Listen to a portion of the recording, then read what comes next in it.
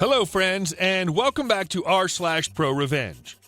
In our first story, we'll tell you how our OP taught the restaurant owner's wife a lesson. But before we begin, don't forget to subscribe to our channel if you're new here and turn on notifications so you don't miss a new video every single day.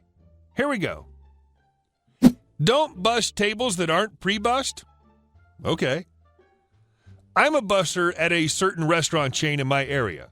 I clean tables after guests are gone, and if they want an impartial recommendation on food, the servers are supposed to push certain dishes, they ask me.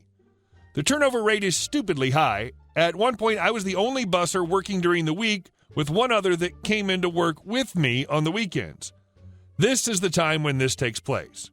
It was Saturday night, and I was alone because the other guy only works the morning shifts.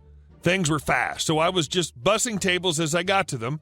Servers are taught that they don't have to pre-bus the table on weekends to prevent customers from waiting for an egregious amount of time.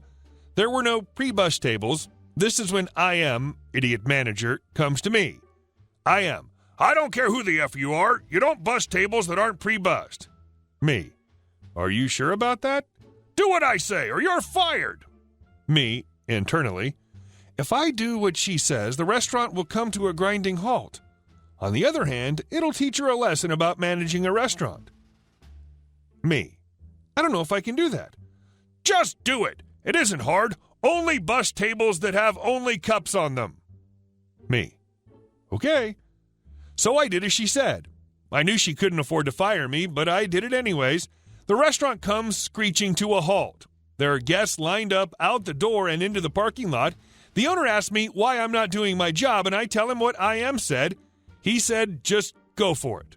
So I only had to bus a table roughly every half hour for the rest of the night. Nobody's making money except for me and the peeps in the back of the house. Servers are yelling at me and everything. Once it hits 11, IM goes outside and tells everyone to go home. We were closed for the night. I ended up having to stay for an extra 2 hours just bussing tables and waiting for customers, and then another hour for the obligatory trash run. IM says nothing to me, no sorry, nothing about the tables, nothing. She just smiled because she got her way. A week later, they hire on another 4 bussers.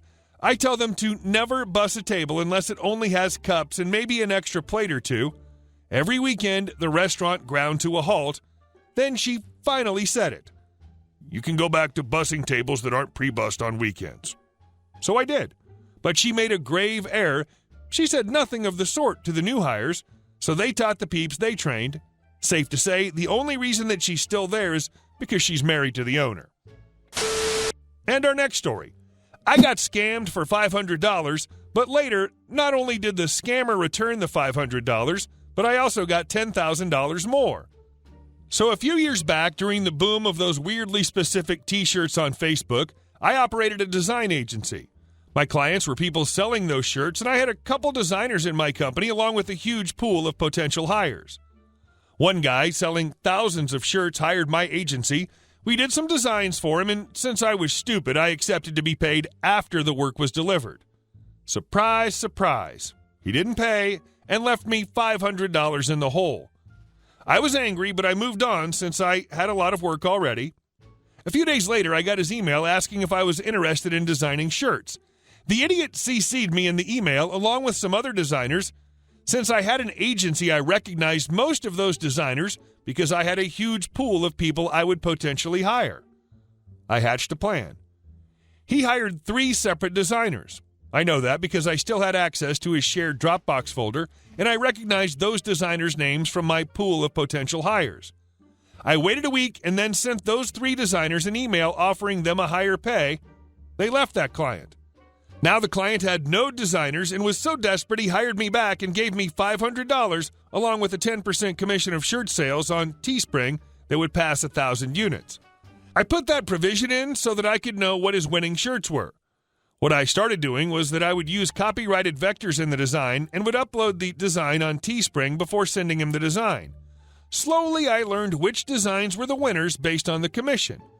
This is when I struck. I partnered with the original artist about the copyright infringement to report those designs to Teespring and pointed Teespring to the original campaigns I uploaded. Teespring returned all the profit made off those designs to the original artists and I got a sweet $10,000 from it all from the original artist as a courtesy. Once mission was accomplished, I posted the scammer details in every group, forum, and site ripoff report so that he couldn't hire the next designers easily. You just don't mess with a man and his pay. Hey guys, thank you all for watching the video. I'll see you in the next one.